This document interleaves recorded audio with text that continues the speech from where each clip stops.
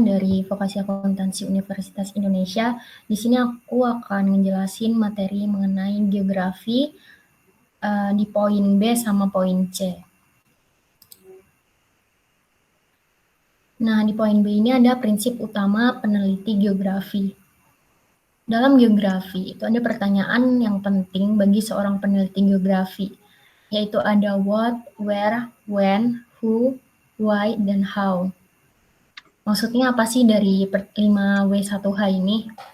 Bisa kita lihat contohnya ketika kita sedang membahas topik pemukiman kumuh. Seorang peneliti geografi akan menjawab apa itu pemukiman kumuh, di mana tempat tunjukkan dengan peta, kapan pemukiman kumuh itu muncul atau terjadi, dan siapa saja yang terlibat dalam pemukiman kumuh, baik orang-orang yang mendirikan maupun yang bertanggung jawab terhadap munculnya pemukiman kumuh, mengapa hal tersebut bisa terjadi, dan bagaimana upaya untuk mengatasinya. Nah, ini adalah gambaran sederhana tentang masalah pemukiman kumuh. Untuk mengungkap pertanyaan penelitian yang lebih detail, seorang peneliti geografi perlu mengkaitkan prinsip-prinsip, konsep, serta pendekatan geografi.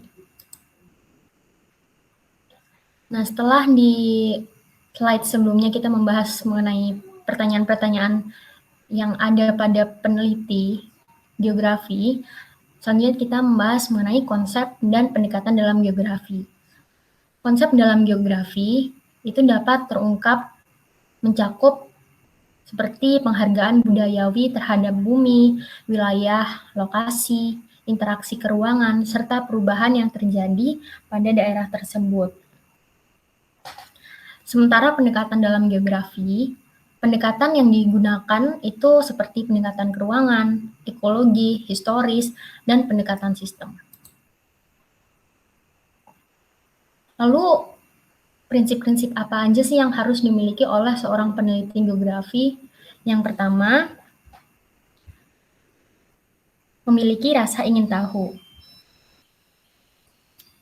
Jadi peneliti geografi harus mempunyai rasa ingin tahu akan sesuatu yang akan dihadapi. Keingintahuan itu harus bertambah seiring dengan waktu kita belajar. Yang kedua, Anda memiliki minat meneliti.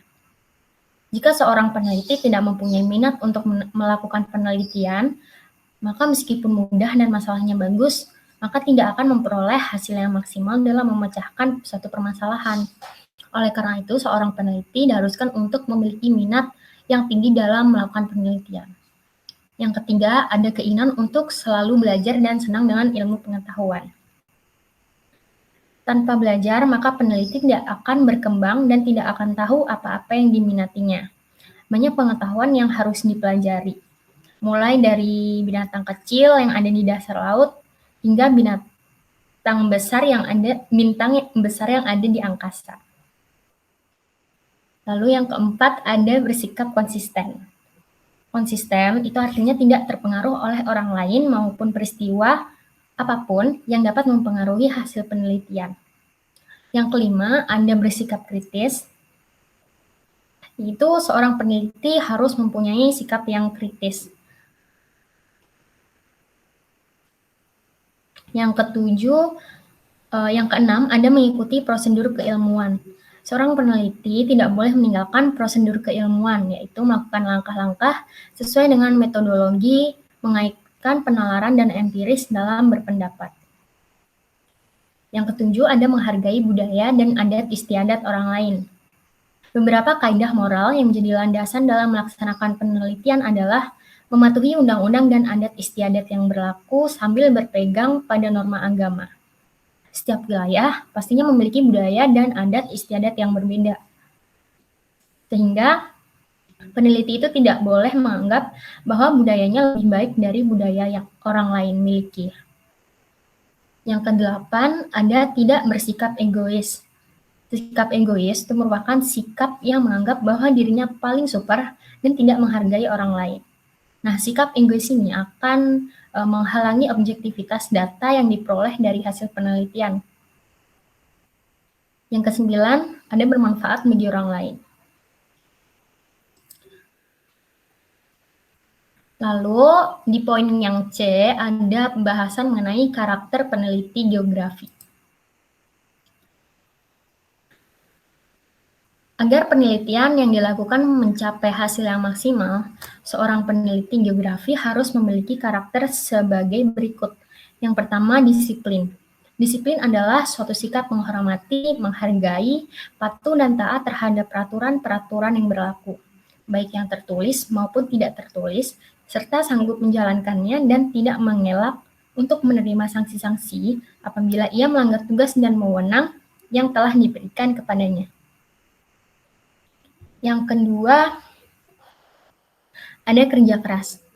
Kerja keras itu merupakan kegiatan yang dikerjakan secara sungguh-sungguh tanpa mengenal lelah atau berhenti sebelum target kerja tercapai. Nah, kenapa sih dalam penelitian itu dibutuhkan kerja keras? Karena dalam penelitian geografi itu membutuhkan pengamatan yang cermat dan teliti. Maka kerja keras dalam penelitian tidak boleh ditinggalkan. Contohnya, ketika seorang peneliti meneliti tentang pengaruh gerhana matahari terhadap pasang surut air laut, tidak memungkinkan peneliti untuk meninggalkan pengawasan pasang surut, karena gerhana matahari hanya terjadi dalam hitungan menit, yaitu sekitar 4 menit.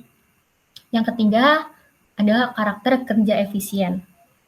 Apa yang dimaksud dengan kerja efisien? Kerja efisien adalah kegiatan dalam penelitian yang dilakukan dengan cara sebaik-baiknya untuk menghemat waktu, tenaga, sarana, dan biaya. Kerja efisien itu tidak berarti pelit atau tidak mengeluarkan berbagai kebutuhan, tetapi bekerja dengan sebaik mungkin untuk memperoleh hasil yang maksimal dengan pengeluaran yang minim. Yang kelima, ada karakter percaya diri. Mengapa percaya diri itu penting bagi peneliti geografi?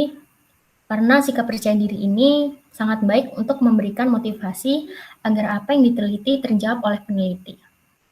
Yang keenam, ada inovatif.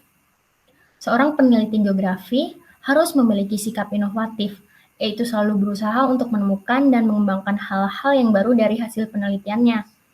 Melakukan inovasi untuk memberikan manfaat lebih banyak, tentunya akan dibutuhkan dalam masyarakat. Contohnya, mengembangkan sistem drainase hutan untuk mencegah terjadinya kebakaran hutan. Nah, sekian penjelasan dari aku. Terima kasih atas perhatiannya dan semangat!